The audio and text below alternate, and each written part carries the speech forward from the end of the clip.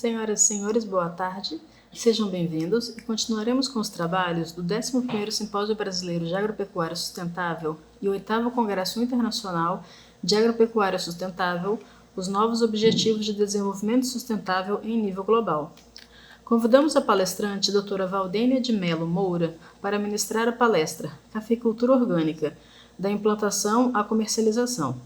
Doutora Valdênia é pesquisadora da EPAMIG Sudeste, possui graduação em Agronomia pela Universidade Estadual do Maranhão, mestrado em Genética e Melhoramento pela Universidade Federal de Viçosa e doutorado em Fitotecnia na área de melhoramento vegetal pela Universidade Federal de Viçosa. Atualmente, é pesquisadora da Empresa de Pesquisa Agropecuária de Minas Gerais, EPAMIG, pesquisadora e colaboradora da UFV, do Instituto Federal do Mato Grosso e da Universidade Estadual do Norte Fluminense.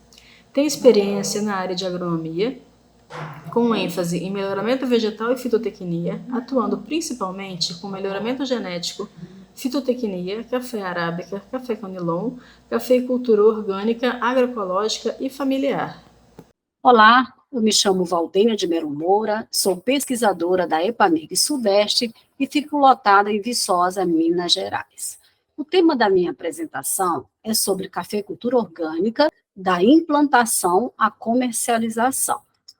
Eu irei abordar os seguintes tópicos: introdução, os requisitos legais, os requisitos técnicos, o apoderamento de resultados, mercado e comercialização e as publicações que a EPAMIG contém nesse assunto. Primeiramente, eu gostaria de trazer aqui o conceito da agricultura orgânica, de acordo com a Lei 10.831, de 23 de dezembro de 2003, considera-se sistema orgânico de produção agropecuária todo aquele em que se adotam técnicas específicas, mediante a otimização dos recursos naturais e socioeconômicos disponíveis e o respeito à integridade cultural das comunidades rurais. Tem como objetivo a sustentabilidade econômica e ecológica, a maximização dos benefícios sociais, a minimização da dependência de energias não renováveis, empregando, sempre que possível, métodos culturais, biológicos e mecânicos em contraposição ao uso de materiais sintéticos, a eliminação do uso de organismos geneticamente modificados e radiações ionizantes, isso em qualquer fase do processo de produção, processamento, armazenamento, distribuição e comercialização e a proteção do meio ambiente. Por que é importante a gente entender esse conceito? Porque a agricultura orgânica ela não é simplesmente uma substituição de insumos. Além disso, é muito importante também entender que o conceito de sistema orgânico de produção agropecuária industrial, ela abrange também os denominados ecológico, biodinâmico, natural, regenerativo, biológicos, dentre outros, desde que eles atendam os princípios estabelecidos por esta lei. Então, por exemplo, se eu tenho um produto biodinâmico, ele pode ser também biodinâmico e orgânico. Se eu tenho um produto ecológico, ele também pode ser ecológico e orgânico, desde que, como eu falei, atendam os princípios da legislação de produção orgânica. Bem, então, vamos conversar um pouco sobre a questão do panorama da cafeicultura orgânica. O panorama da cafeicultura orgânica no mundo, nós temos uma dificuldade muito grande em termos de dados. Isso porque a maioria desses dados, eles encontram-se no setor privado. Mas eu trouxe aqui para vocês uma publicação de 2023, embora esses dados dizem respeito ao ano de 2021. Então, a área de café orgânico no mundo, ela representa apenas 8,1% da área global de café cultivado no mundo. Então, aqui vocês podem observar, essas áreas, olha, distribuídas aqui, olha, no continente americano, no continente africano, na Ásia, e na América Latina, aqui na América Latina, nós temos 466.922 hectares de produção de café orgânico. Na África, no continente africano, ele se destaca também com uma área de 313.325 hectares. Em seguida, nós temos o continente, né, da Ásia, com 73.799 hectares. Na sequência, a Oceania, com 68.238 hectares. E, posteriormente, na América do Norte, com 115 hectares, né? Vocês podem observar aqui nessa figura. Então, na sequência, nós temos aqui os 10 países com as maiores áreas de produção de café orgânico. Então, nós temos a Etiópia, o Peru, México, a Colômbia, Nova Guiné, Honduras, Timor-Leste, Indonésia, o Congo e a Nicarágua. Os 4 primeiros países, eles representam 64% da área mundial de produção de café orgânico.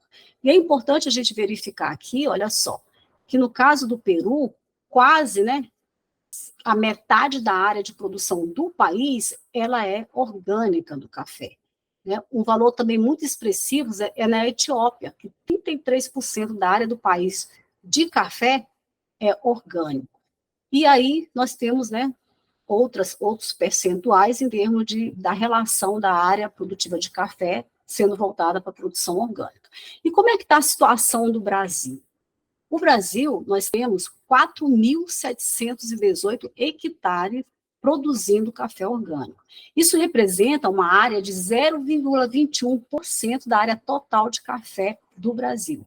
Então, um valor muito pequeno, insignificante, quando a gente compara, né, com essa área mundial de produção de café orgânico. Então, para vocês terem uma ideia, né, eu coloquei aqui também, trabalhando com os dados de 2022 do Brasil, para poder ter um efeito comparativo, nós temos, para vocês terem uma ideia, em 2022, um total, em termos de produção de sacas de café no Brasil, de 50,9 milhões de sacas. E dessa quantidade, nós temos apenas, né, inclusive uma projeção entre 2022 e 2025 de 140 a 180 mil sacas. Isso representa 0,35% da produção de café do Brasil. Portanto, uma produção orgânica hoje no Brasil, ela é praticamente insignificante. E o que leva, né, a esse panorama, essa baixa produção do café orgânico no Brasil? Então, nós podemos observar que o cafeicultor, ele ainda tem muitas dúvidas, né, com relação às técnicas de implantação da lavoura, às técnicas de condução dessa lavoura, como adquirir esses insumos, né, e por outro lado também existe dúvidas, né, com relação à legislação, às normas, né, de produção, às técnicas e dos produtos que podem ou não ser utilizados. Além disso, a certificação, o plano de manejo orgânico, então tudo isso muitas vezes leva à dificuldade na questão da produção orgânica de café. Então, aqui nós podemos observar que, de um lado, nós temos, olha, os aspectos técnicos da produção, e do outro lado, nós temos os aspectos legais, que se relacionam às legislações e às normas de produção. Uma vez que nós conseguimos, né, conciliar essas duas etapas, né, nós vamos ter uma facilidade na comercialização desse produto. Então, o que acontece? Nós vemos muito os agricultores muito preocupados com as técnicas, o que ele pode colocar, o que ele não pode colocar, e ele não se preocupa com a parte legal do sistema. Então, quando ele termina, ele não tem como comercializar esse café como orgânico. Então, a gente tem que ficar muito atenta que não pode haver uma dissociação entre a parte legal e a parte técnica de produção. Bem, então, quando a gente vai começar um negócio, nós temos que conhecer como são as normas de produção, né, desse sistema. Então, temos que conhecer a lei, né? Então, por isso nós vamos falar um pouquinho sobre esses requisitos legais, alguns aspectos. Então, tem que conhecer a Lei 10.831, que eu já falei, né, que dispõe sobre a agricultura orgânica e outras providências. Recentemente, em 2021, foi publicado a Portaria 52, que está facilitando muito, porque nela estabelece o regulamento técnico para o sistema orgânico de produção e vem as listas, né, de todas as substâncias e práticas que são permitidas para a agricultura orgânica. Se o produtor for produzir apenas para o Brasil, essa legislação basta, mas tem que ficar atento, porque se esse café for exportado para outros países, então o cafeicultor também tem que saber sobre a legislação orgânica de outros países, né, como os Estados Unidos, a União Europeia, o Japão, porque, embora exista muitas similaridades, tem também as peculiaridades. Isso porque os outros países têm condições, né, edafoclimáticas diferentes do Brasil. Então, tem que ficar atento também a essas peculiaridades. Eu trouxe aqui para vocês alguns exemplos, né, dessa portaria 52 com relação a substâncias que são permitidas na cafeicultura orgânica. Então, nós podemos observar, olha aqui, os fertilizantes e os corretivos e alguns substratos para o sistema orgânico. Então, o que é permitido? Nós temos aqui os adubos verdes, os fosfatos de rochas, os termofosfatos, micronutrientes, o calcário, o gesso. Então, existe uma lista de substâncias que o cafeicultor pode utilizar sem nenhum problema. Mas também existem aqueles que são permitidos com restrições. Nesse caso, são os biofertilizantes, os compostos orgânicos, vermicompostos, que vai precisar de uma autorização de duas instituições, que nós chamamos de OAC ou OCS. Nós vamos ver mais na frente o que são essas instituições. Isso porque, muitas vezes, esses compostos, né, biofertilizantes, podem trazer danos à saúde e ao meio ambiente. Então, é necessária essa autorização. Outro exemplo que eu trouxe são os inoculantes e micro-organismos, que eles não podem ser de origem de organismos geneticamente modificados. O pó de rocha, que o pessoal hoje está utilizando muito, também tem restrições com relação aos níveis de metais pesados. Além disso, pode-se utilizar pó de carvão, cinzas e uma série de outras substâncias que tem que ser levado em conta como que a atividade legal para a obtenção desses produtos. Então, nesse caso, tem que ficar atento às questões trabalhistas, né? Evitar mão de obra escrava, mão de obra infantil. Então, o que é importante vocês entenderem é que muitos produtos, eles podem ser utilizados, mas essas restrições, elas estão relacionadas com a composição, com o limite de algum metal pesado, com o tipo de trabalho que foi feito para obter esse produto. Com relação ao manejo de doenças e pragas, eu também trouxe aqui alguns exemplos para vocês. Então, são permitidos as ceras naturais, o melaço, óleos essenciais, preparados homeopáticos e uma série de outros produtos. Mas também nós temos aqueles que são permitidos com restrições, como é o caso da calça sulfocálcica, que é utilizada como acaricida, fungicida, necessita ter autorização dessas instituições fiscalizadoras que nós vamos ver mais na frente. A calda bordaleza pode ser utilizada, os oxicloretos, como fungicida, mas que também tem algumas proibições, né? Como no caso do uso na pós-colheita, e também há uma restrição na quantidade de cobre a ser aplicado por hectare ano, que no caso é de 6 quilos. E também necessita da autorização das instituições que nós falamos fiscalizadoras. Outro exemplo diz respeito às armadilhas de insetos, que utilizam, às vezes, materiais repelentes que têm que estar de acordo com as substâncias que são autorizadas também por essas instituições. Então, aqui é só para vocês terem uma ideia que existe, a gente não precisa decorar, existem as listas publicadas que pode ser facilmente consultada no Ministério da Agricultura. Outro fato muito importante com relação aos requisitos legais é conhecer os mecanismos de controle da qualidade, né, do produto. E existem 3 mecanismos. O primeiro é o controle social para a venda direta. Nesse caso, é quando o agricultor ele vai vender o seu café diretamente na feira para o consumidor. Ele não precisa ter o selo de certificação, isso não é obrigado para os seus produtos orgânicos, mas ele tem que estar vinculado a uma organização de controle social que tem que estar cadastrado no Ministério da Agricultura. Essa aqui é a organização que eu falei para vocês ainda agora, que alguns produtos precisam da autorização dessas organizações. Os outros 2 mecanismos, eles fazem parte do sistema de avaliação da conformidade orgânica, que são os CISORG. Nesse caso, nós temos os organismos de avaliação da conformidade orgânica, que é a OAC, que é aquela outra instituição que eu falei anteriormente para vocês, que também pode autorizar algum produto que tenha algum tipo de restrição para ser utilizado na cafeicultura orgânica. Então, nós temos aqui os sistemas participativos de garantia, onde nós temos os organismos participativos dessa avaliação da conformidade orgânica, que são chamados de OPACs, e temos a certificação por auditoria, e aí entram as certificadoras públicas e as certificadoras privadas. Então, quando o cafeicultor ele está vinculado a um desses dois últimos sistemas, ele vai ter que obrigatoriamente utilizar o selo de certificação orgânica. Então, para vocês verificarem no rótulo de um produto de café e saber como esse café foi feito, o mecanismo de controle, é muito simples. Nós temos aqui um selo de produto orgânico, aqui embaixo a gente tem a forma como ele foi feito, o mecanismo de controle, sistema participativo ou a certificação por auditoria.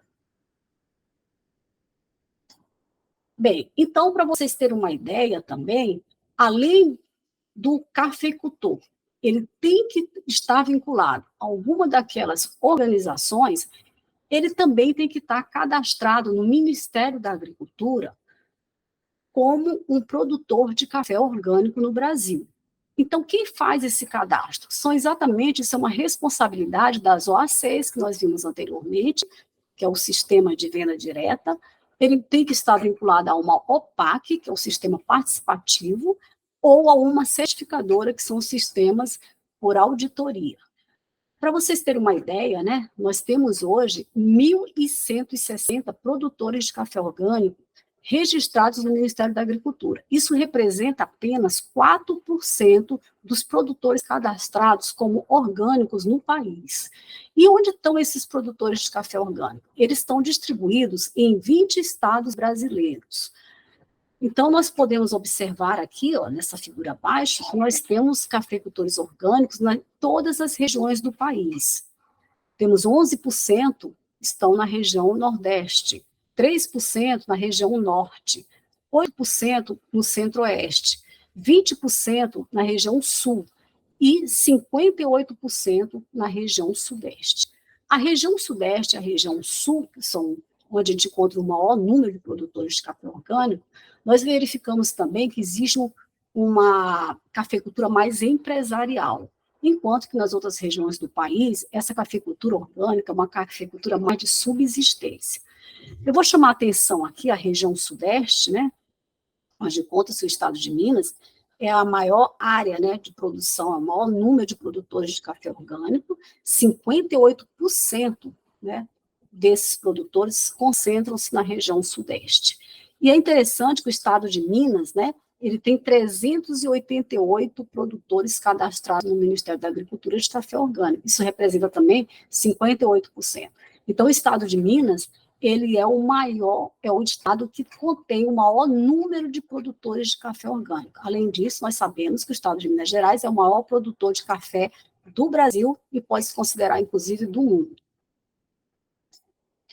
E como que está sendo feita essas certificações distribuídas dentro de algum dos maiores estados aqui, onde eu tenho número de produtores de café orgânico? Então, eu trouxe aqui, olha, alguns exemplos, né, o estado de Minas Gerais, Paraná, São Paulo e Bahia, contendo o número de produtores e para a gente entender como é que eles estão vinculados, né? Então, a gente percebe, olha só, que o estado de Minas ele tem um certo equilíbrio entre esses dois sistemas, né, de certificação, um pouquinho a mais por auditoria, né? Mas é muito representativo também os sistemas participativos, né? Que é a Associação de Produtores, Grupo Ecofert, que são sistemas que o próprio agricultor também participa, né, dessa fiscalização. Ele é muito mais inclusivo, os sistemas participativos, do que o sistema por auditoria. Enquanto que no Paraná e na Bahia, né, nós temos o inverso, né, nós temos uma participação muito grande, né, da certificação participativa, né, chegando até 84% no caso do estado da Bahia. No estado de São Paulo, a gente já tem uma participação das certificadoras por auditoria maior, bem mais representativa do que pelas associações, né, que trabalho com sistemas participativos. Então, isso aqui é só para mostrar para vocês, né, essa diversificação que a gente tem em termos de produção orgânica de café, entre certificações por auditoria, sistema participativo, e está havendo, né, um movimento muito crescente do sistema participativo, porque o custo, né, na certificação ela vai reduzir bastante quando por essa forma de participação. Bem, então agora eu vou falar um pouco sobre os requisitos técnicos, né? Dei aquela abordagem para que o agricultor ele tenha essa noção, que não é apenas saber como produzir a parte técnica, mas ele tem que ter essa noção que antes mesmo dele implantar a sua lavoura de café, ele tem que ter uma noção para onde ele vai comercializar esse café, para ele saber em qual dos sistemas de controle ele vai estar inserido, se vai ser necessário ele certificar ou não o café. Ele não pode deixar para a última hora, depois que ele produziu o café, aí que ele vai pensar onde ele vai vender esse café, porque senão ele não vai conseguir. Então, isso é uma grande dificuldade, a questão da informação. Então, eu vou primeiramente falar sobre os requisitos técnicos, considerar o investimento em capacitação. Então, é participar de cursos, quem se interessa, né, nesse mercado da cafeicultura orgânica, fazer visitas técnicas, ter esse aprimoramento técnico, trocar experiências é muito importante. Muitas vezes um cafeicultor que quer iniciar no sistema orgânico, eles me procuram e eu falo, olha, vai visitar um agricultor que já está inserido nesse mercado, porque ele vai ver quais são os gargalos, as dificuldades, então ele vai queimar etapas que outras pessoas já têm como experiência. E nada melhor do que você visitar alguém que vive, né, que depende daquela produção para viver. Então, é uma experiência muito interessante. O dinamismo de informações, hoje a gente tem acesso, né, a informações, seja via internet, muitas ferramentas tecnológicas. Então, assim, essa busca de capacitação, hoje a gente tem uma facilidade muito grande. Então, primeiramente, procure entender como funciona o sistema orgânico de café. Bem, outro fato muito importante é o planejamento das atividades. Nós estamos falando de uma cafeicultura orgânica que depende de uma série de fatores para que ela tenha um sucesso. Então, eu preciso escolher o modelo da minha lavoura. Não existe um modelo padrão na cafeicultura orgânica. Existem modelos específicos de acordo com o objetivo do cafeicultor e de acordo com seus recursos financeiros que ele tem para investir na sua propriedade.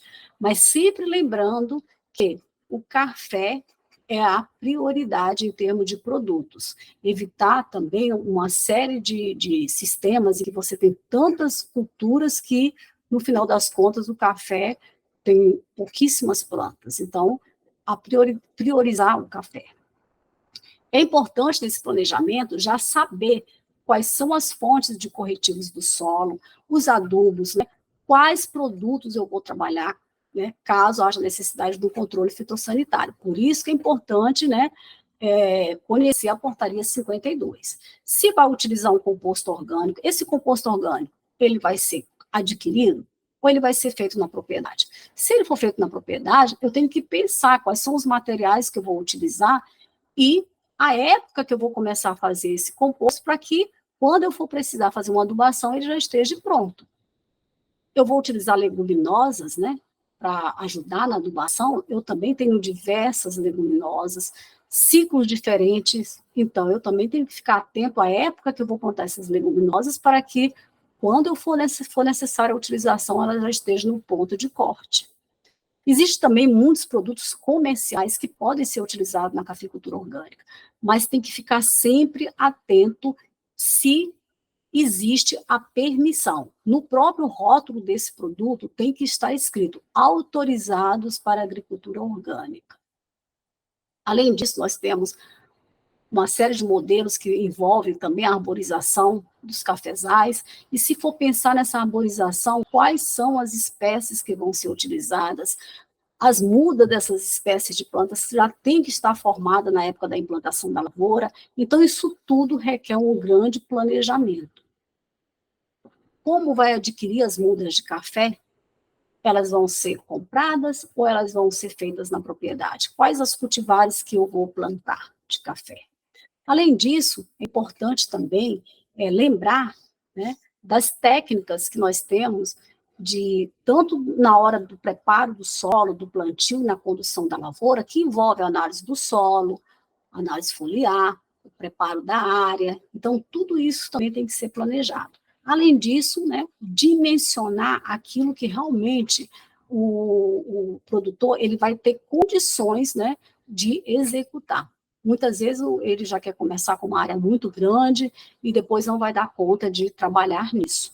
E a ideia, né, dessa cafeicultura orgânica é exatamente reduzir ao máximo a dependência de insumos externos. Ou seja, a gente produzir de uma forma mais sustentável possível, respeitando o meio ambiente. Bem, eu trouxe aqui algumas sugestões de modelos de lavouras, tá? Porque, igual eu falei, isso vai depender muito, inclusive, da sua área, né? Da topografia, da altitude, da face de exposição com relação ao sol, isso tudo tem que ser considerado para determinar um modelo mais adequado possível da sua lavoura. Então, eu trouxe aqui um exemplo do cafeeiros consociados com leguminosas, né? Então, nós temos que ficar atento aos espaçamentos. Nesse caso desse modelo, nós temos aqui, olha, esses coraçõezinhos são os cafés, né? Aqui no meio, nas entrelinhas, olha, nós temos as leguminosas mais rasteiras e fizemos uns cordões de contorno, né? Com o guandu, que já é um arbusto, né? Fazendo esses cordões de contornos. Então, o que é interessante aqui? É que nesse modelo a gente já está produzindo, né, as leguminosas na própria área do café, que isso vai facilitar muito o transporte, né, deslocar esse material para a adubação. Esse tipo de modelo ele é mais indicado para áreas menos ensolaradas, né? Então, se você tem a sua área tá mais, ela tem mais sombra durante o dia inteiro do que sol, você deve evitar as arborizações. Esses modelos também, além da leguminosa rasteira, você pode utilizar aí uma cultura anual também, né? Eu dei o exemplo pensando na questão mais da adubação. Então, aqui, olha, para vocês terem uma ideia, né, nós temos aqui, olha, um café nessa figura aqui do lado direito. Nas entrelinhas, nós plantamos a Crotalaria juncia, que é de ciclo curto, então nós temos um aporte para adubação muito rápido, de cerca de 3 meses, né, e nós temos também, podemos fazer combinações dessas leguminosas, né, de diferentes ciclos. Então, eu vou ter um aporte de adubo mais rápido e uma mais a longo prazo. Aqui embaixo nós temos, olha, uma leguminosa perene, que é o amendoim forrageiro, cobrindo toda a entrelinha do café, né? Ela produz durante várias épocas ao ano e tem a vantagem de ser perene, que o agricultor não necessita plantar todos os anos, ao contrário da crotalária, que ela tem que ser plantada todos os anos. E essas leguminosas, em parte, elas vão atender a necessidade do café. Eu vou mostrar para vocês mais na frente que eu precisaria de áreas muito extensas se eu utilizasse somente leguminosas para adubação do café, que é uma cultura perene e que produz, né, tem uma alta carga de produção. É muito importante essa cobertura vegetal na entrelinha, porque, além da fonte de adubação, ela também vai proteger o solo, né? Você não vai estar com aquele solo exposto, vai estar evitando o ressecamento desse solo, erosão do solo, e também vai criar aqui uma diversidade, né, de micro-organismos, seja também a micro e macrofauna, nós vamos ter minhocas, vamos ter um solo mais arejado, né, devido ao sistema radicular dessas leguminosas. Então, nós estamos criando um solo fértil e um solo vivo. Bem, outro exemplo aqui que nós temos de lavoura, que nós sugerimos, são os cafés consociados com frutíferas e leguminosas, né, que são os cafés arborizados. Nesse caso, eles são mais indicados para áreas, né, mais ensolaradas. Eu já visitei algumas propriedades que não era apropriado fazer arborização. Então, ele queria arborizar, e aí ele tinha um excesso de árvores e o café simplesmente não produzia. Então, a gente também tem que tomar muito cuidado, porque aquela coisa que parece ser muito boa, dependendo da forma e do manejo, ela pode ser prejudicial. Então, aqui nesse caso, nós indicamos, né, trabalhar nessa arborização mais rala, em torno de uma média mais ou menos dos 30% apenas de sombra. E temos que também ficar atento, né, à questão dos espaçamentos. Então, aqui, da mesma forma, nós temos, né, os coraçõezinhos, que seriam os cafés, nós temos aqui os abacateiros, e nós temos aqui embaixo, aqui no meio das ruas, das entrelinhas, as bananeiras. Uma coisa muito interessante, muito importante mostrar aqui para vocês, é que a gente trabalha, nesse caso, com essas espécies frutíferas na linha do café. Por quê? Porque isso evita prejudicar os tratos culturais do café, que vai ser feito na entrelinha. Então, a gente tem que deixar essa entrelinha como uma leguminosa, seja ela rasteira, um pouco mais elevadinha, mas assim, que não atrapalhe os tratos culturais do café. Mas também eu posso utilizar essa arborização como uma forma de quebra-vento, né? Fazer linhas só de árvores frutíferas e deixar o café mais sem nenhuma árvore no meio. Então, existe modelo de todo quanto, existe vários modelos, isso vai depender muito do objetivo do agricultor. Então, aqui eu tenho um abacateiro, né? Eu tenho que ficar atento aos espaçamentos para evitar esse excesso de sombreamento, as bananeiras, né? As leguminosas.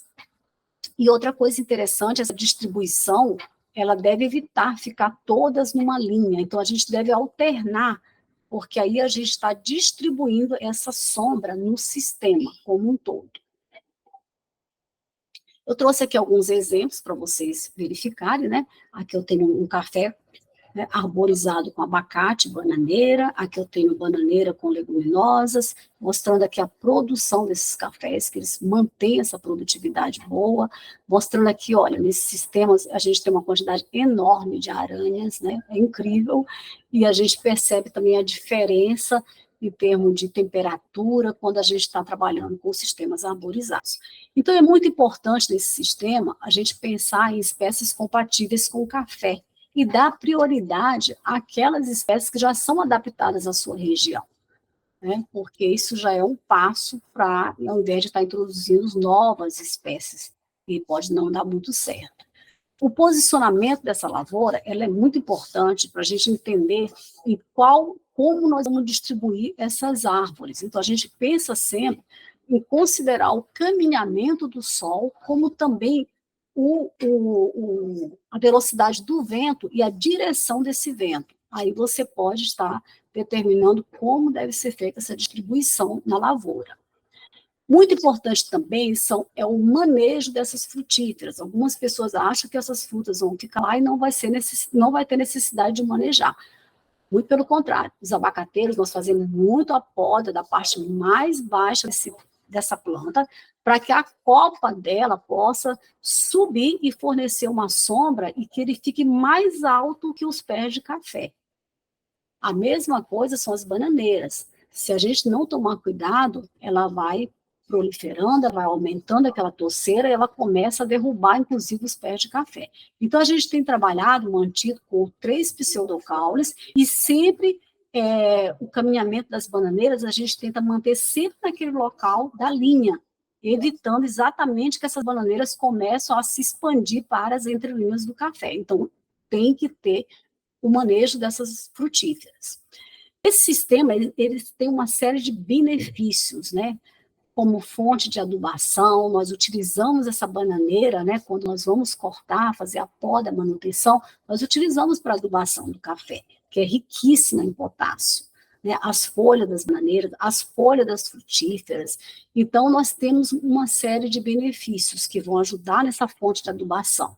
A qualidade de bebida também melhora, porque no sistema arborizado nós vamos ter temperaturas mais amenas, o ciclo, né, de maturação do fruto ele vai ser prolongado. Então, com isso, o fruto passa por todas as etapas necessárias para que tenha uma excelente qualidade de bebida. São muito importantes também na alteração do clima. Hoje nós estamos vivendo aí essa questão de aquecimento, né, global, de extremos de temperatura, seja altas temperaturas, como também baixas temperaturas. Então, nesses sistemas, eles trazem, né, uma temperatura mais equilibrada, né, evitando esse excesso de essas altas temperaturas, mas também protege os cafés contra as geadas, né. Então, é muito interessante. Além do controle de doenças e pragas, né? essas árvores, elas podem ser abrigos, né, para inimigos naturais que podem contribuir de forma significativa para o controle das principais doenças e pragas do café. Além, né, dos micro-organismos também que é possível encontrar em folhas de café orgânico, que inibe a proliferação do fungo, como, por exemplo, da própria ferrugem. E além das melhores condições de trabalho. É muito diferente você estar ali no dia a dia, fazendo os tratos culturais de um café, quando você está a pleno sol. Quando você está nesse sistema arborizado, a temperatura é muito mais fresca, é muito mais agradável de se trabalhar. Outra coisa muito importante dessa diversidade é a fonte de renda. É uma nova fonte de renda que o cafeicultor não fica, né, refém dos preços pagos pelo café, quando ele tem uma monocultura. Então, na época que o preço do café ele pode estar baixo, ele pode guardar esse café esperando quando o preço melhorar para colocar à venda. Enquanto isso, ele pode estar vendendo o seu abacate orgânico, bananas orgânicas. Nós temos muito depoimento de cafeicultores que falam que muitas vezes até a banana, né, orgânica, o abacate, outras frutas, né, foi assim, às vezes alcançam preços até mais elevados, né, em termos de café. Então, isso é muito interessante para a segurança alimentar, né, essa diversificação, e ter outras fontes de renda. Isso tudo, né, está relacionado, né, com a nossa sustentabilidade de produção, a busca dessa sustentabilidade. Outro sistema que eu trouxe aqui de modelo para vocês são os agroflorestais.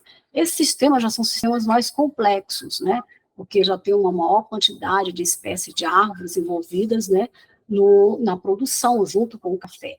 Então, eu trouxe aqui um exemplo, né, para vocês, novamente aqui os cafés, né, são esses coraçõezinhos. A gente trouxe aqui com uma leguminosa rasteira nas entrelinhas, né, árvores de macadâmia, né, no entorno, né, em faixas, né, não dentro da lavoura do café. Nós temos também o ingá, né, já nas linhas dos cafeeiros distribuídos aqui, e também nós temos abacateiros, né, nas linhas de contorno, juntamente com o gondu. Então, isso aqui é necessário que tenha uma área maior para implementar um sistema agroflorestal, porque vocês estão vendo, é um sistema que requer mais quantidade de espécies, além de vários níveis de sombreamento, né? Então, por isso nós temos diferentes alturas, né, dessas árvores nesse sistema. Bem, da mesma forma, é muito importante utilizar espécies compatíveis com o café. Algumas características são muito desejáveis, como um sistema radicular mais profundo, para evitar a competição com o café, árvores, né, caducifólias, porque essas folhas caem exatamente na época em que o café precisa de uma maior quantidade de sol, tem que ser adaptadas à região. Muito importante, da mesma forma que nós já falamos, o manejo dessas árvores, né, é muito importante para evitar o excesso de sombreamento. Também constitui uma excelente fonte, né, de adubação para o sistema. A reciclagem de nutrientes é muito intensa nos sistemas agroflorestais, a conservação do solo, a preservação da micro, né, e mesmo aumentando a micro e macrofauna, além da preservação das nascentes, né. Mas, contudo, é a mesma coisa. Nós temos que ficar atento a todo o sistema de manejo, para evitar que nós tenhamos que a produção do café ela seja prejudicada. Então, isso tudo depende muito, como eu falei, do objetivo. Uma área que eu vou ter um sistema agroflorestal, eu vou ter que reduzir o número de plantas de café. Mas eu vou ter outros benefícios, né, que é a produção de outros produtos juntamente com o café. Bem, outro aspecto que a gente tem que considerar na cafeicultura orgânica, na implantação da lavoura, então nós já vimos lá, já sabemos um pouco sobre a questão legal, né, sobre a questão do modelo que eu tenho que ter já em mente, o que eu vou colocar em função da minha área, da topografia, da posição do meu terreno. Eu já tenho um planejamento das minhas atividades, e dentro delas agora eu tenho que adquirir as mudas de café. Então, é muito importante saber que não existem viveiros credenciados de mudas de café orgânico no Brasil. Então, a lei ainda permite utilizar mudas convencionais, mas desde que procure aquelas mudas que tenham utilizado o mínimo possível, né, de produtos químicos. E tem que ter a necessidade da autorização daqueles dois tipos de instituições que nós já falamos, a OAC e a OCS. Quando a gente vai fazer uma lavoura nova, né, a gente já pode começar esse sistema orgânico desde o início, que sua primeira colheita já vai ser orgânica utilizando essas mudas, não tem problema. Nós temos um grande gargalo, é quando a lavoura já está certificada como orgânico, que nesse caso não será permitido eu utilizar essas mudas convencionais. Então isso compromete a expansão dessas lavouras e também o replantio. Então, nesse caso, o agricultor ele vai ter que fazer a própria muda. Então, isso aqui vocês estão vendo que também contribui quando a gente pensa assim, por que o Brasil, né, ainda tem uma baixa produção de café orgânico? Então, nós temos ainda uma série de entraves, né, para ser resolvidos.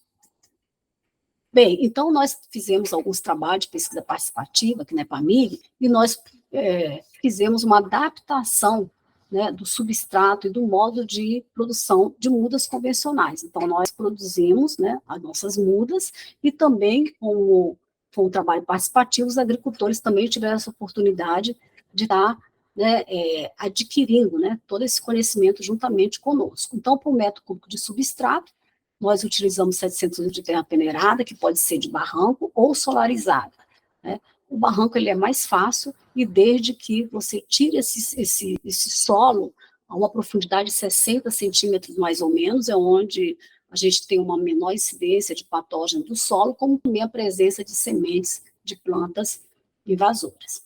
300 litros de composto orgânico, bem curtido, isso é muito importante, né? No caso do P2O5, né, nós utilizamos termofosfato, nós temos uma série de produtos, né, mesmo industriais no mercado, que podem ser utilizados. Nós também temos fontes de sulfato de potássio, que algumas necessitam da autorização, né, dos organismos responsáveis, né, pela certificação. E para 1 metro cúbico de substrato, você consegue fazer de 1.200 a 2.000 mudas de café orgânico.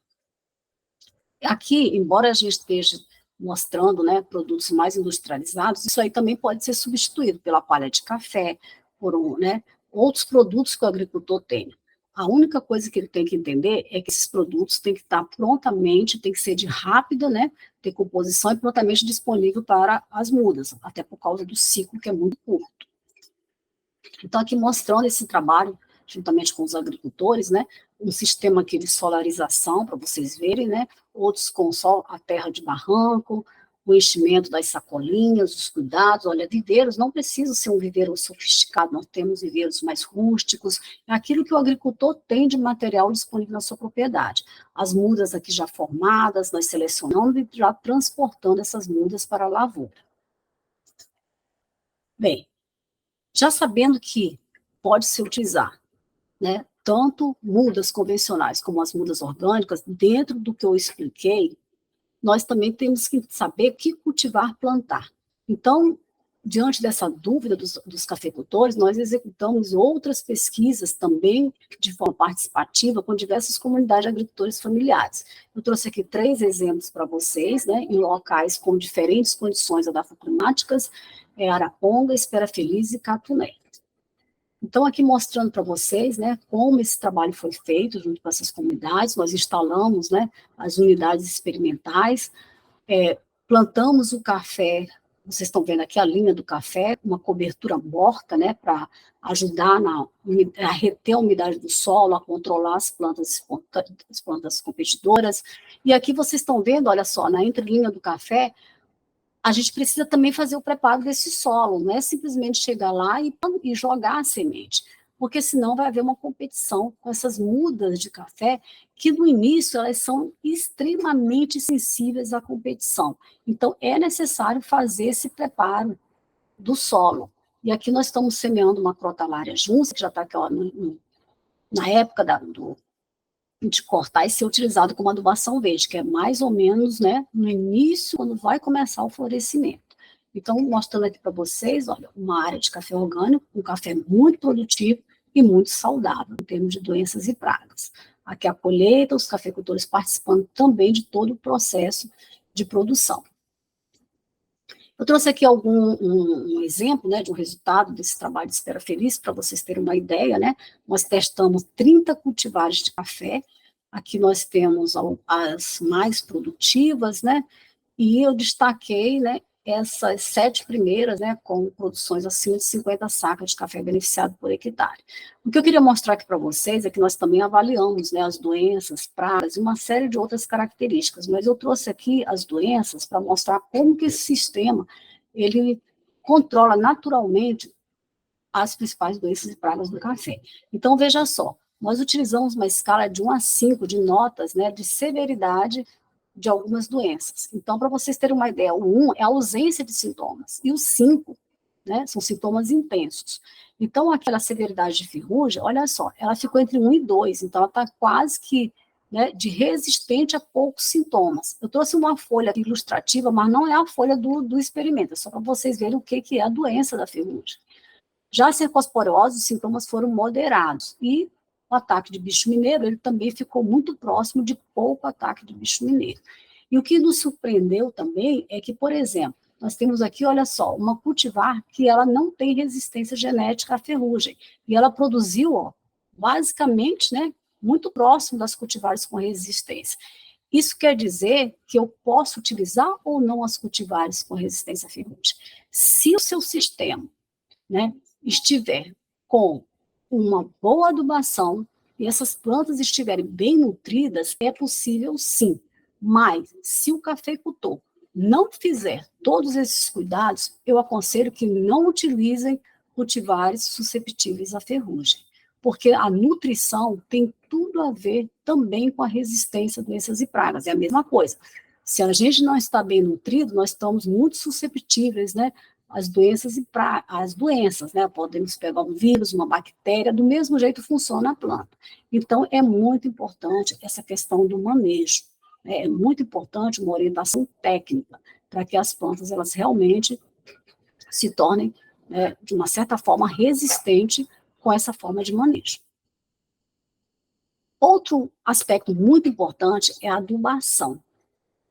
A adubação, ela é, eu diria assim, um dos aspectos fundamentais para que a gente tenha sucesso na cafeicultura orgânica.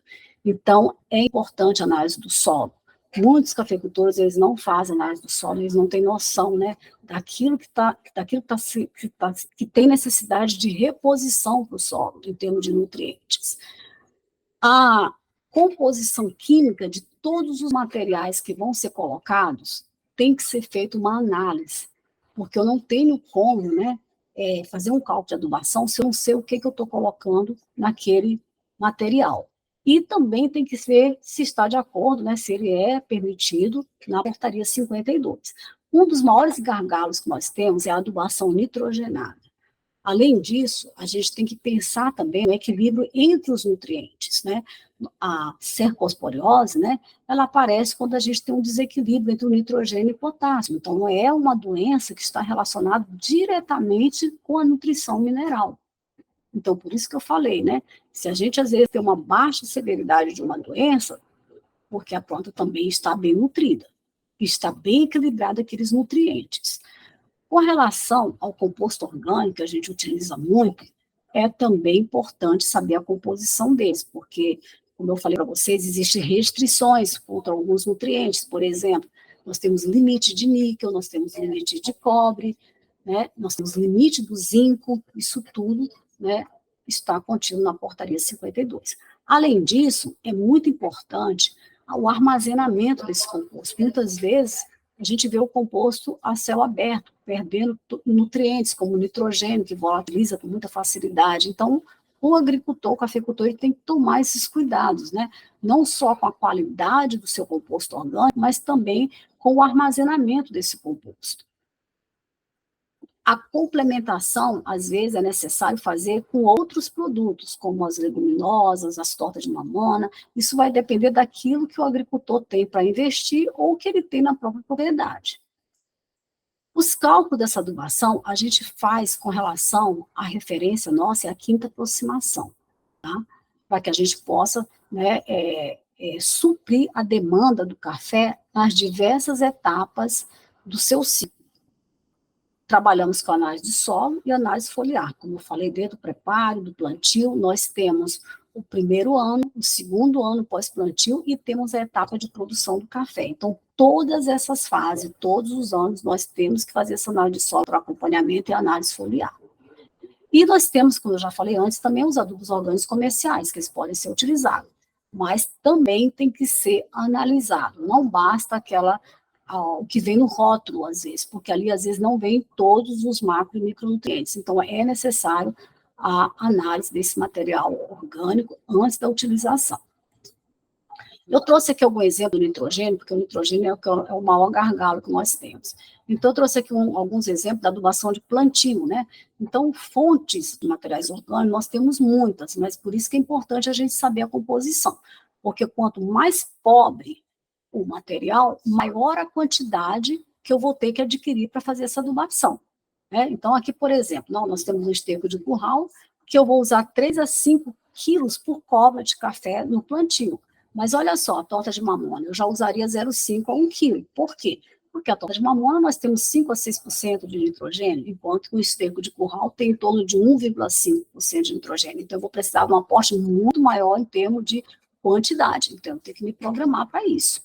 Né? Se eu for plantar, o meu plantio foi suco, eu vou multiplicar essas quantidades por 2,5. Mas também, às vezes, o cafeicultor não tem como pesar esses materiais. Então, nós temos também a recomendação em litros, né? Que vocês vão verificar a mesma coisa.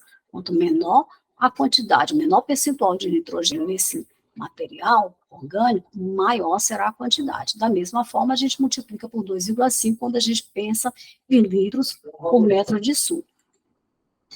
Outro exemplo que eu trouxe aqui é que após o plantio, nós temos a adubação de cobertura pós-plantio, que a gente faz no mesmo ano. Então, a gente faz essa adubação também com nitrogênio. Nesse caso, a dose recomendada, né, em gramas de nitrogênio por planta, por aplicação, é de 3 a 5. Utilizando a maior quantidade possível, aqui nesse caso, 5, nós vamos multiplicar por 3, porque nós vamos ter que fazer isso 3 vezes.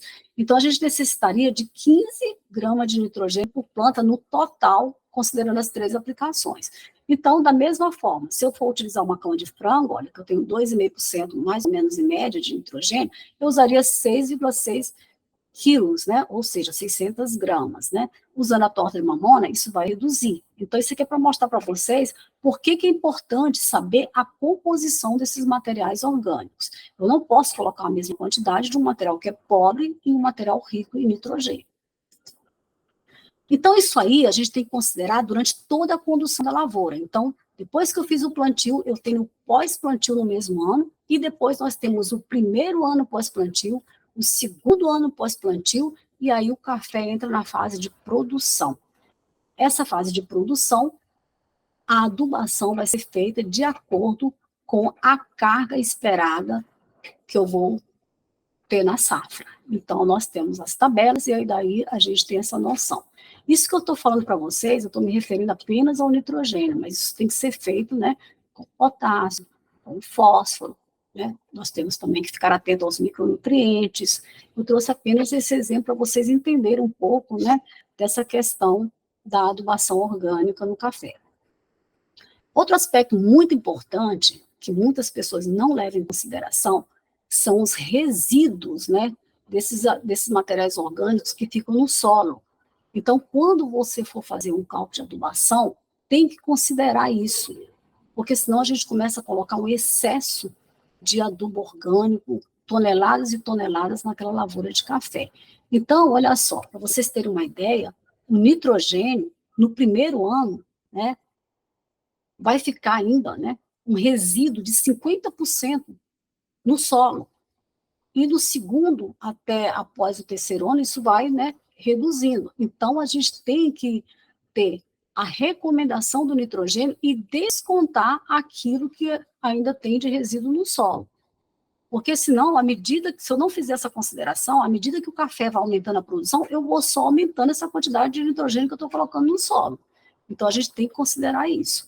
No caso do fósforo, olha só, né, ainda fica, né, ainda temos 60%, né, desse fósforo, e ele vai também sendo diluído à medida que os anos vão passando, eles vão sendo, né, vai reduzindo essa quantidade de resíduo no solo.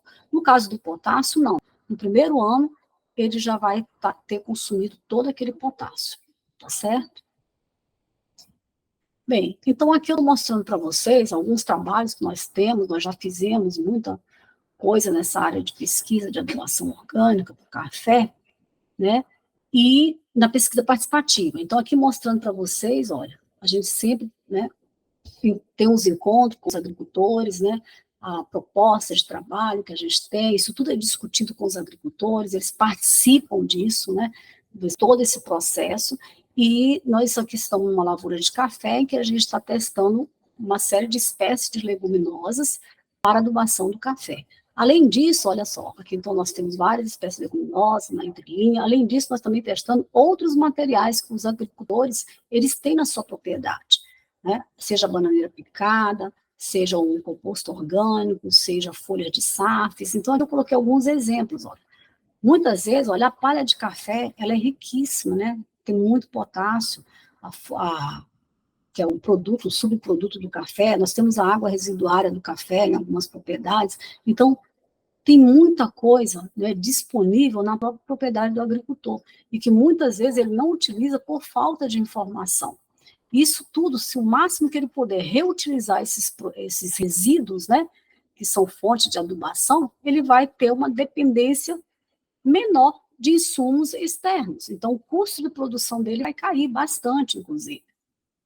Então, isso tudo ele precisa ser informado, né, do potencial desses materiais que ele tem na sua propriedade, que forma ele pode estar reciclando esse material e, consequentemente, ele está contribuindo para melhorar o meio ambiente, né, evitar a contaminação do meio ambiente, como também melhorando o seu sistema de produção em termos de sustentabilidade. Então, aqui alguns resultados para vocês, né, dessa fonte de adubação das leguminosas.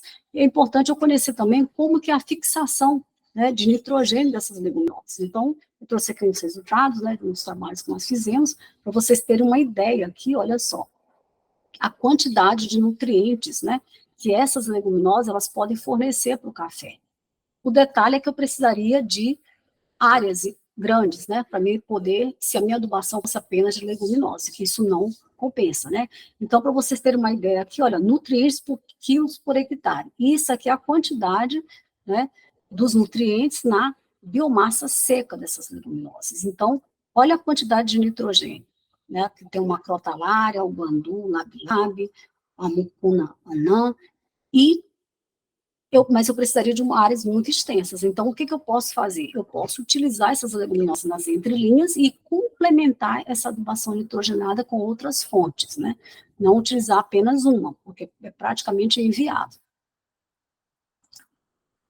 Outro fator interessante é a gente conhecer a decomposição desses materiais. Então, quanto mais rápido ocorre essa decomposição, mais rápido os nutrientes vão ficar disponíveis para as plantas. Então, nós também fizemos trabalhos participativos junto com os agricultores, né, durante 360 dias, né, um trabalho verificando como que esses materiais, utilizando na adubação, como que ocorre a decomposição dele. Então, nesse caso, olha, nós testamos aqui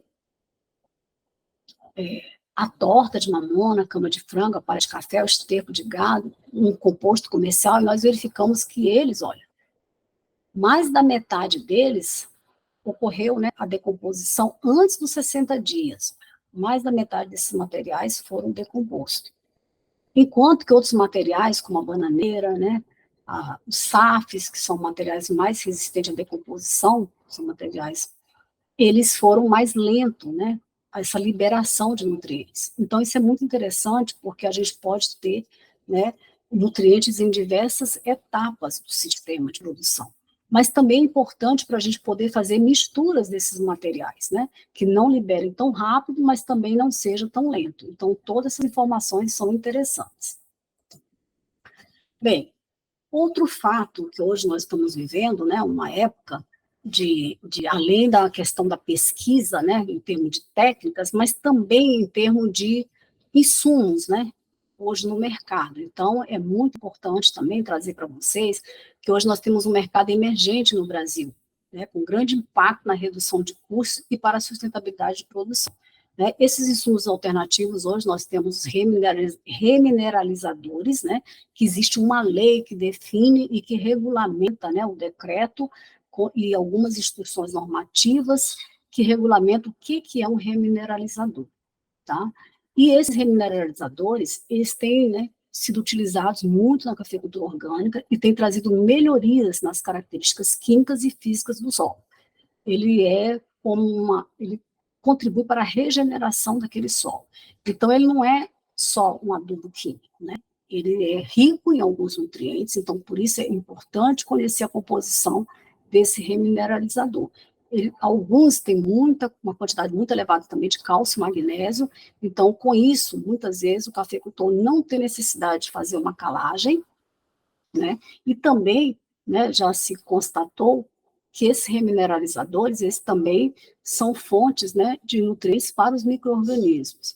Então, né, se trabalha com ele muito mais com a questão da regeneração do solo do que simplesmente um produto para adubação. Mas também ainda existe, né, muita pesquisa para ser feita com o uso deles, por causa da questão também do tempo, né, que esses remineralizadores podem levar para que disponibilize os nutrientes para a planta. Mas um fato muito interessante é que o custo deles, para vocês terem uma ideia, ele gira mais ou menos em torno de 120, 150, depende da rocha, né? Tem um frete, que é caro. Mas eu digo assim, em termos de custo, olha só, uma tonelada em torno de 150 é quase o preço de um saco de fertilizante químico, né? E sendo que não haveria necessidade de fazer a calagem, dependendo da composição desse remineralizador. Outro programa muito importante que a gente tem hoje é o Programa Nacional de Bioinsumos, né?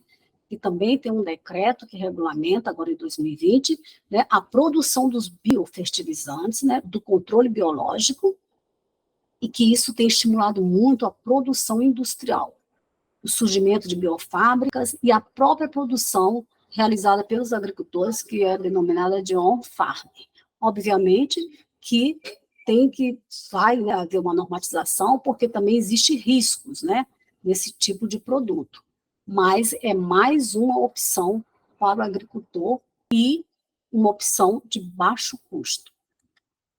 Aqui eu tenho um calendário, né, porque depois de tudo isso que eu falei, fica meio difícil o cafeicultor saber assim, mas que época eu tenho que plantar uma leguminosa, que época eu tenho que plantar minhas mudas, que época eu tenho que plantar as árvores.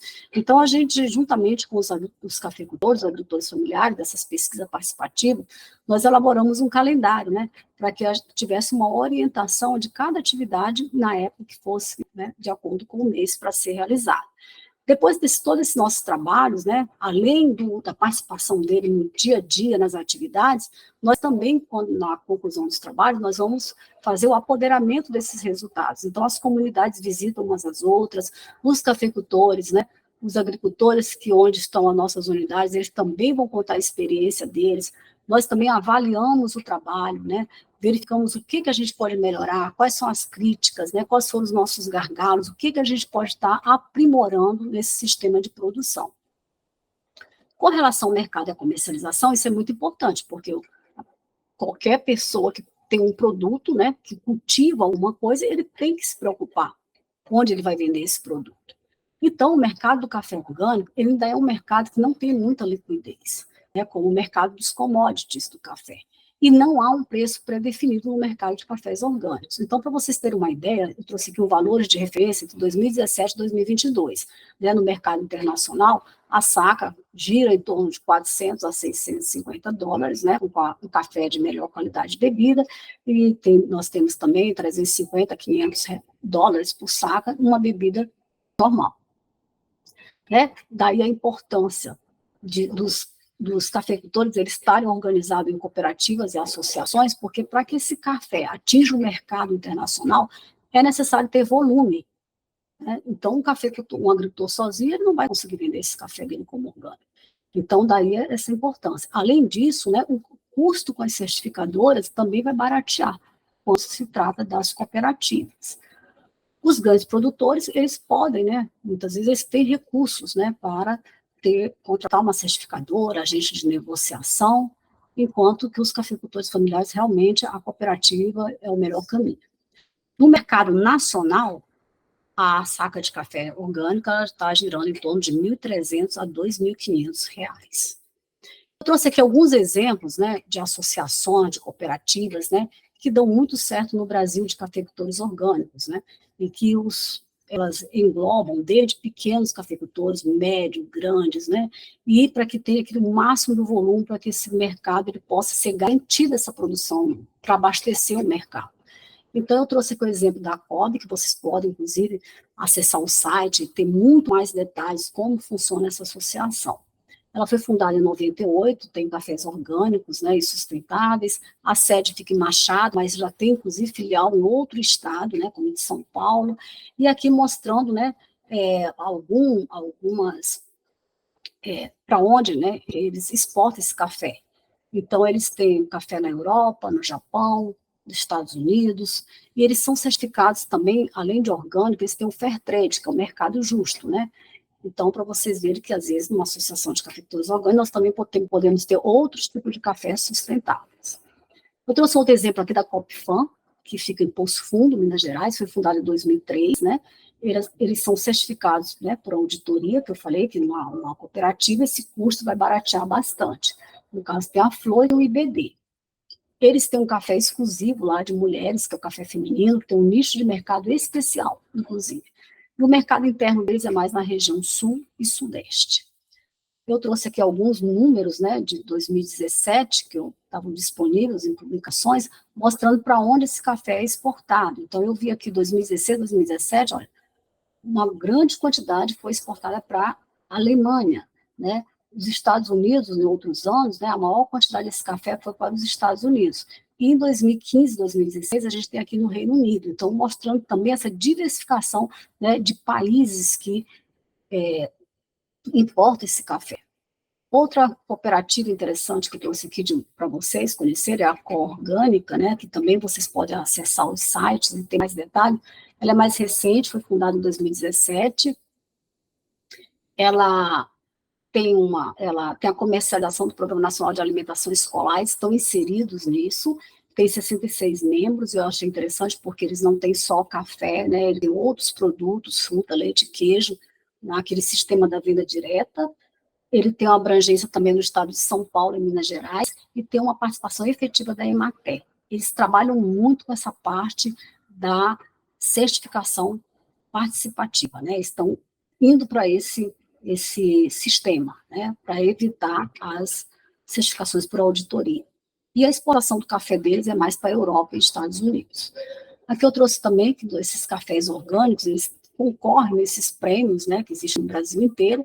Eu trouxe aqui um café premiado em 2022, para vocês terem uma ideia, né, em que 5 sacas, né, foram vendidas, foram leiloadas, né, por 3 por R$ 55 mil a saca e 2 por R$ 52 mil. Obviamente que isso não é só um café orgânico, é um café orgânico de qualidade. Além disso, é importante também vocês conhecerem como que é os produtos orgânicos, como que é o mercado desses produtos, porque tem pessoas que acham que o café orgânico é só vender em pó, torrado, mas não. Hoje o mercado do café orgânico, ele abrange diversos setores, né?